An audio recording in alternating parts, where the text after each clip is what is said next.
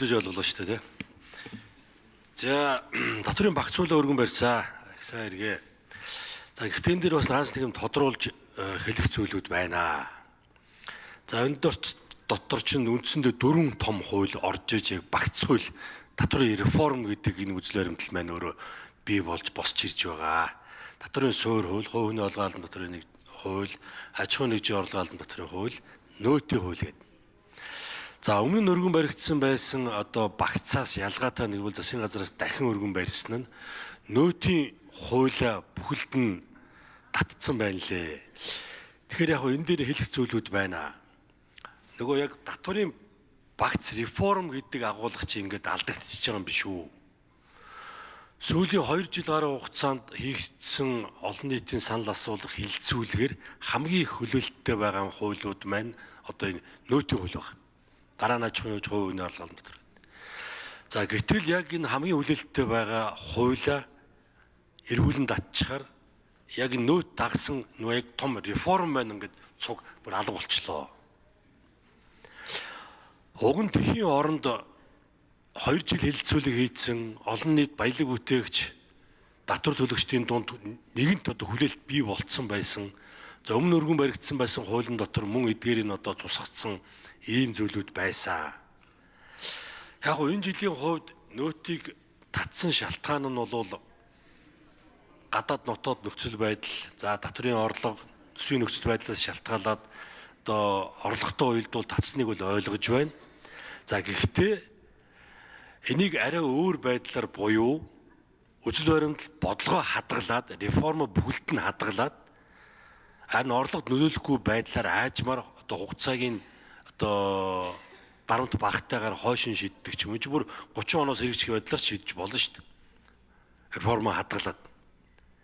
За дээрээс нь мөн өргөн баригдсан байсан нөөтийн хуулийн дотор орлогод нөлөөлөхгүйгээр олон нийтийн хилцүүлгээр дэмжигдсэн хэд хэдэн чухал юм заалтууд байсан. За тухайлбал яг мөнгөн суурь руу шилжицгээе. Одоо импортлогч компаниудын гайл дээр хил дээр нөөт хураадыг татвар авдгийг болооч. За энд одоо бид борлуулалтын хугацаа өгөөч.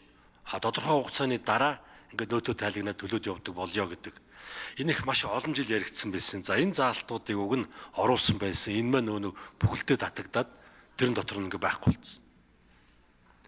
За өөр нэг одоо энэ ч баг 30 гаруй мянган аж ахуйн нэгжүүдийг хамруулсан ийм хилцүүлэг болсон. Энэ нь бол нудалдаалж үйлдвэрийн шат чадны танхимуудаар дамжиж замун шууд аж ахуйн нэгжүүдтэй ч одоо уулзалт хийсэн зүйлүүд байгаа. Тэрэн дотор бараг 90% нь хэлжсэн нэг зүйл байгаа. Бүр онцгой анхаарал татсан. Тэр юу вэ гэвэл энэ татвар төлөгч за яг энэ ялангуяа нөөтийн татвар гэдэг маань өөрөө ийм гинжин шин чанартай ийм татвар. Аж ахуйн нэгжүүд бол зөвхөн энэ чинь суудхан дамжуулагч агентийн үүрэг гүйцэтгэдэг. Тэрнээс бол эцсийн татвар төлөгч биш. Гэтэл тэр дундаас нь ингээд 40 гаруй хуулиар 40 гаруй салбарын төлөөллүүд аж ахуйн нэгжүүд бизнесүүдийг одоо татвар суудхан төлөгчөөс нь үүргээс нь бүр чөлөөлөд хайчаар тэр нөө дамжуулагч цаана байгаа урд нь байгаа аж ахуйн нэгжүүдээр энэ ч мараа торгуул болж очиод байгаа байхгүй. Тэгээ энийгээ болчихё. Бүгдээрээ одоо суудхан төлөгч болёо гэдэг энийг одоо маш хүчтэй ийм саналууд 90 гаруй хувийн хамарсан ийм зүйлүүд орж ирсэн боловч энэ нөгөө нөөтийн хуулийг татахад мөн л бас ингээ байхгүй болчих. Тэгэхээр нөгөө реформ за нэмж 1 минут тодруулъя.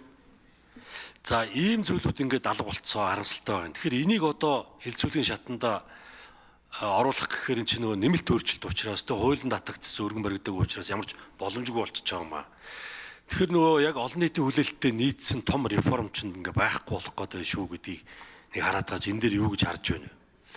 За мөн одоо шинээр өргөн барьсан дотор за өмнө нь байгаагүй нэг үнэхээр дэмжиж болохгүй залт байна уучлаарай. Энэ нөөтийн босхийг нөөтийн одоо суудхан төлөгчийн босхийг 50-аас 400 сая болгож байгаа бол энэ маш том суурь бодлогын ухралт болно. Ухралт болно.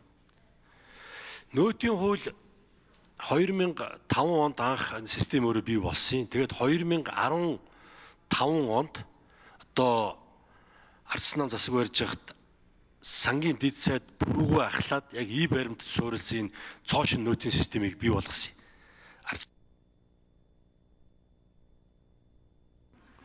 За нэмж дахиад 1 минут.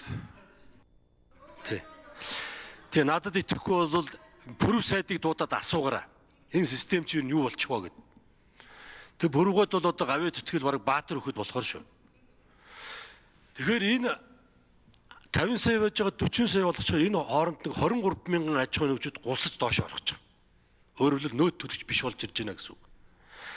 62 мянган аж ахуйн нэгжийн түрүүн чимдээ дутуулж чинь 62 мянган аж ахуйн нэгжийн 61 мянганд манай Монгол улсад 1% татвар төлдөг. 1500 аж ахуйн нэгжил 10% татвар төлж байгаа. За тэр 61 мянган 45 мянган буюу 74% нь одоо нөөтийн бүртгэлд байдаг. 45 мянгаыг чи 23 мянган ингээд алга болчихно. 50-аас илүү нь алга болчихж байгаа байхгүй. Нэг талаар ингээд чөлөөлөх гээд байгаа юм шиг мөртлөө эн чинь өөрөө тэр аж ахуйн нэгжүүдгээ бүр хоролцож байгаа. За тэд нар одоо голцсон үеийн бэлтгэн нийлүүлэгч ийм компаниуд байдаг. За тэгвэл тэднээс худалдаж авдаг том компаниуд, том худалдааны төвүүд та нөөтгөө бол танаас авахгүй гэд тэдний чинь бүр байхгүй болгож байна.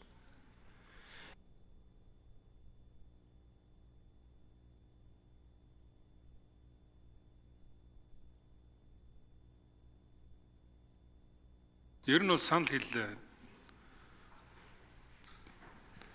Жавхлан сайд урд нь бас яг энэ бодлого хэрэгжүүл олон жил болсон болохоор нэлээд асуудал сайн мэдж байгаа.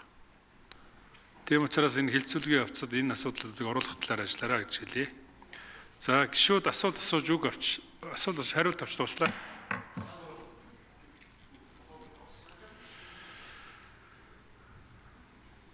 За хуулийн төслийн талаар байнгын орооноос гаргасан